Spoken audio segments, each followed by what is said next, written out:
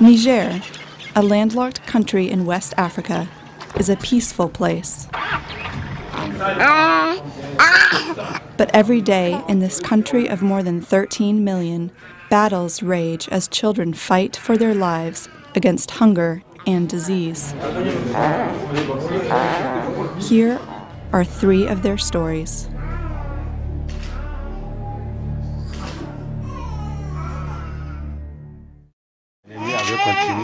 Two-year-old Rabi Asuman was brought here by her parents. They are Fulani, a nomadic people that herd animals. Halima, Rabi's mother, is pregnant with her 8th child. She is just 28 years old. She started out having a fever, so then they saw her eyes turned yellow, and that's when they started coming to the clinic. Rabi is severely malnourished. She weighs just under 12 pounds. So she got medicine for malaria, but she was anemic, and that's never gotten better. She is about 2 years old, but has never talked and can no longer walk or stand on her own. Her full set of teeth provide more evidence of her age than her tiny, fragile body. Rabi stopped eating much when she came down with malaria about 2 months ago. Rabi takes her first bite of the therapeutic food Plumpy Nut willingly. Plumpy Nut, a fortified nutritional food made from peanuts, is helping keep children alive in this harsh, dry region of West Africa. Although they are normally nomads, Rabi's family will stay in a nearby village and return to the clinic regularly until Rabi regains her health.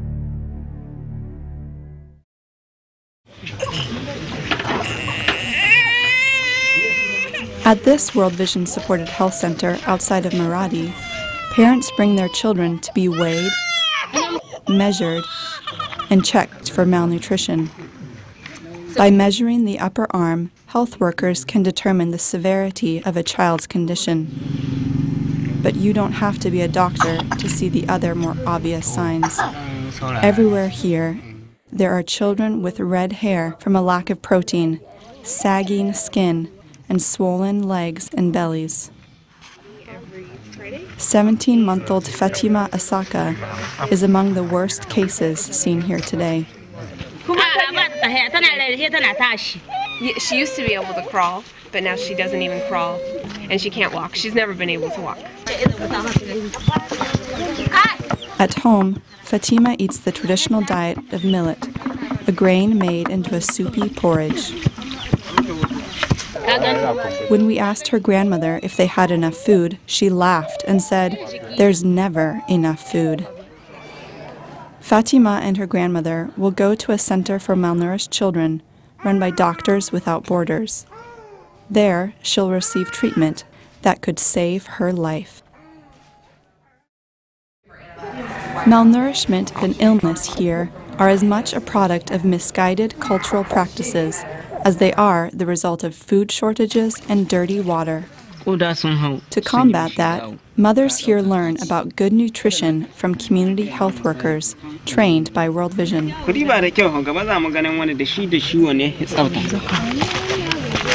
They'll also receive food distributions of CSB, a fortified corn and soy flour. The worst cases will get Plumpy Nut. At this World Vision supported health clinic in Mayara, which means many children, little Sabiu appears seriously ill. At just 10.5 pounds, a measurement of his tiny arm shows severe malnutrition. She has diarrhea and fever. And he has a cough. After several hours, his hungry and feverish body appears ready to give out. Concerned doctors prescribe an oral rehydration solution, antibiotics, and 2 packets of Plumpy Nut a day. We are worried about Sabiu, so we go back to see him 4 days later.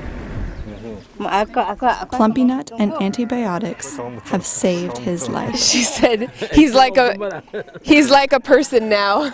She said he's much better.